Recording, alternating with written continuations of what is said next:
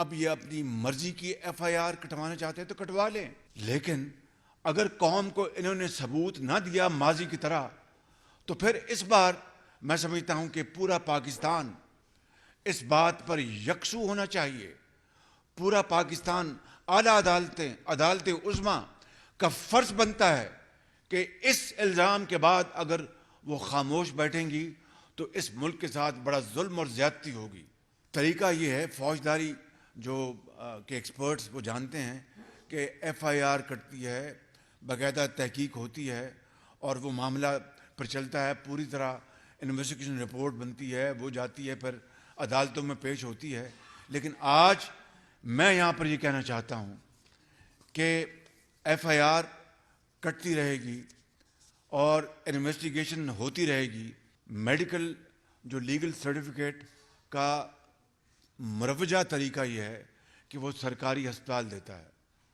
یہ سیدھے پہنچ گئے اپنے جو شوکت خانم پہنچ گئے 3 گھنٹے راستے میں. اگر ان کو جو گولیاں خدا نہ خواستہ جو لگی ہیں، 4 لگی ہیں، 2 لگی، خدا جانتا ہے جتنی بھی لگی ہیں، کہیں راستے میں رکے، جا کے کسی سرکاری اسپتال میں رپورٹ درج کروائی یا بینڈیج کروائی. 3 گھنٹے کا سفر انہوں نے کیوں طے کیا اور سیدھا عمران خان ہسپتال کیوں پہنچ گئے شوکت خانم؟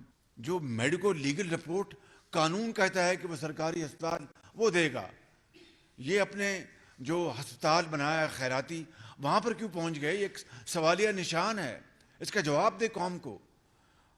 اور اس کے بعد پھر انہوں نے جو کل گفتگو کی وہ آپ کے سامنے، میں اس کو دہرانا نہیں چاہتا. ماڈل ٹاؤن کی جو لاشیں ہیں اس کے اوپر انہوں نے سیاست کی. بہت افسوسناک واقعہ تھا وہ آپ سب جانتے ہیں جو 8 سال پہلے ہوا. پھر کوئی موقع نہیں جانے دیا جس سے کہ انہوں نے پاکستان کے اداروں کو ملوث کر کے سیاسی طور پر بلیک میل کرنے کی کوشش نہیں کی. جب اپنی حکومت، آپ نے خود سن لیا کہ انہوں نے آفر کی تھی کہ ان ڈیفینیٹ آپ مجھ سے ایکسٹینشن لے لیں، میری حکومت بچا لیں آپ، اور انہوں نے اس کا اقرار کیا ہے.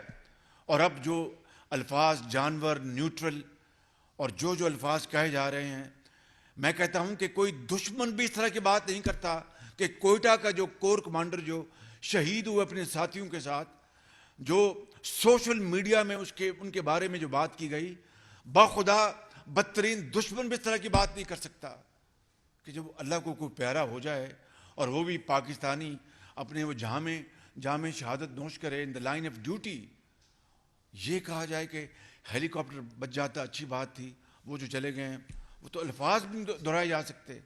یہ ہے اس شخص کی ذہنیت، یہ اس شخص کا فطور.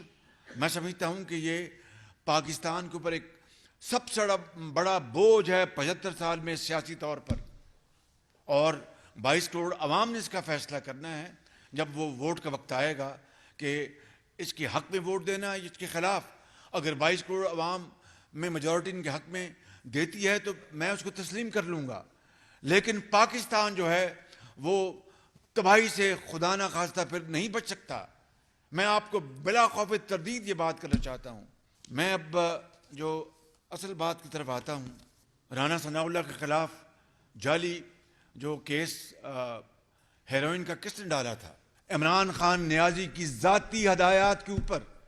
یہ بات جان لیجئے گا، انہوں نے ذاتی حکم دیا اس افسر کو کہ ان کے خلاف ہیروئن کا کیس ڈالیں آپ، رانا ثناء اللہ کے خلاف. اور وہ کہاں ثبوت؟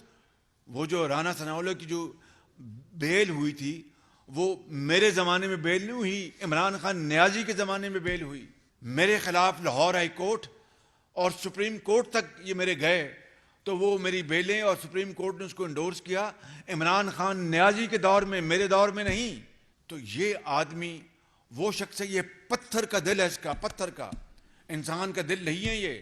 معاف کیجئے مجھے یہ باتیں کرنی پڑی، لیکن میں یہ سچی باتیں قوم کو نہیں بتاؤں گا تو میں اپنی ذمہ داری سے میں غفلت کر رہا ہوں گا، سنگین غفلت کر رہا ہوں گا.